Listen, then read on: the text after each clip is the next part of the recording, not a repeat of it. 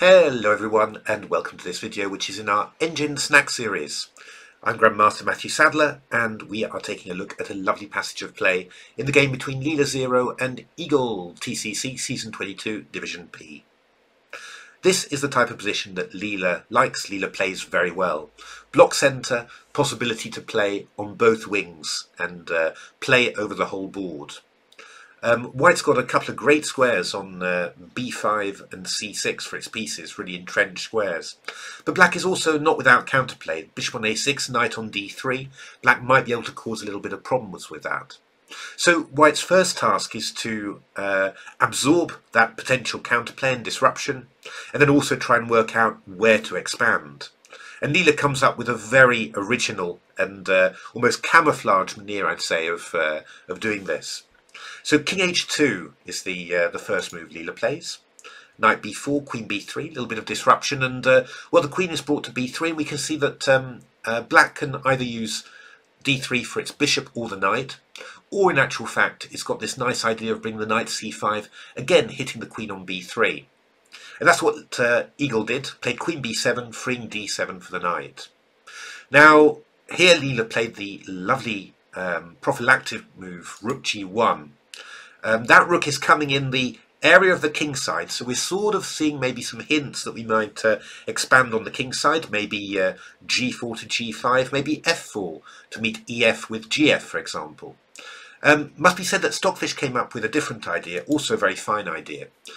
In my games against Berserk, he played bishop f1, knight d7, takes, and then knight b5. And this is actually an exchange sacrifice. After knight c2, White can't avoid the attack of the knight because wherever you go, Black can attack it. But Stockfish's idea was to play knight c4, takes. And this is very nice for White indeed. Stockfish was assessing it as plus 1.2. Knights are attacking b6 and d6. d6 is particularly hard to defend. These major pieces of Black are pretty passive. And White's got chances to expand on the king side with g4, g5, h4, h5, maybe f4. Stockfish won 3 or even 4 games against Berserk like this, seemingly without any difficulty whatsoever.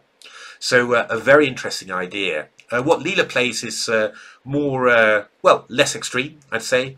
Plays this move Rook g1, the idea being knight d7, h4, a little bit of kingside expansion already, and also freeing h3 for the bishop. But the idea here is that this counterplay from Black looks very dangerous, but White plays the move Queen b1, taking the square that was occupied by the rook, and just absorbs that counterplay. And what White is basically saying is, okay, this is as far as you get, now it's going to be my turn, and you're not actually going to be able to build on top of this activity. So bishop e7 was played, bishop h3, annoyingly hitting the rook on c8, and Black's got to decide where to put it. Black decided to play rook f8 to try and get some counterplay with g6 to f5. But yeah, this is now allows this little idea, as c3 is no longer attacked. We're now going to play knight c4, hit the bishop on b6, also cut off the line of the bishop towards the knight on d3. So actually Black's counterplay, on the queen side is already starting to look a little bit cut off there. Now Stockfish goes straight in with huge manoeuvres here. It plays the move f5, ef, rook c8. Trying to get some counterplay on the c file. Knight c4, takes, Queen b3, rook fc8. I mean, this is tremendously fraught for Black because we've got ideas like f6, for example, opening up an attack on the rook on c8. Stockfish holds it together somehow, but yeah, it doesn't look so great. But I think that shows the strategical danger that Black is in here. After b3, Black played g6, trying to get some counterplay there, and knight c4 was played. f5 is quite striking.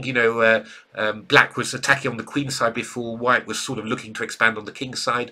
The roles have been reversed, but actually Leela is very well prepared for this. This rook on g1 is perfectly placed for any opening of the g file.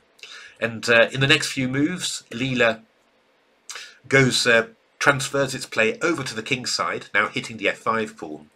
And after bishop takes c4, b takes c4, queen d7, we get the move g4. And you suddenly see how absolutely everything that Leela's done in the past 12 or 13 moves makes sense. King h2, rook g1, bishop h3, all supporting this g4 break.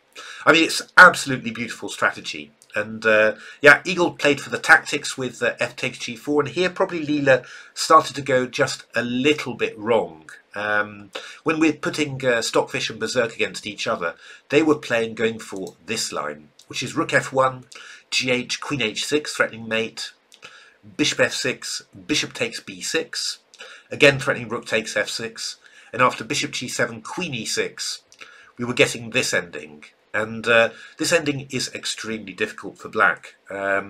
This pawn's very weak.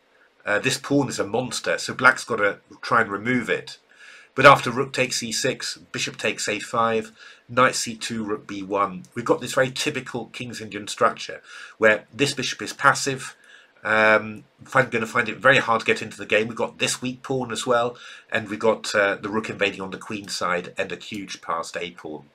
So I think that would have been more or less decisive, and certainly in the games between Stockfish and Berserk, White won all of the games there. So Leela didn't quite manage to finish it off, but I have to say this move, king h2, rook g1, absorbing the counterplay with queen b1, bishop h3, and then being ready, you know, for black's counterplay on the king side, all of these moves magically coming together and culminating in g4. It's really beautiful strategy against the King's Indian, and just a shame for Leela that Leela didn't manage to finish it off completely.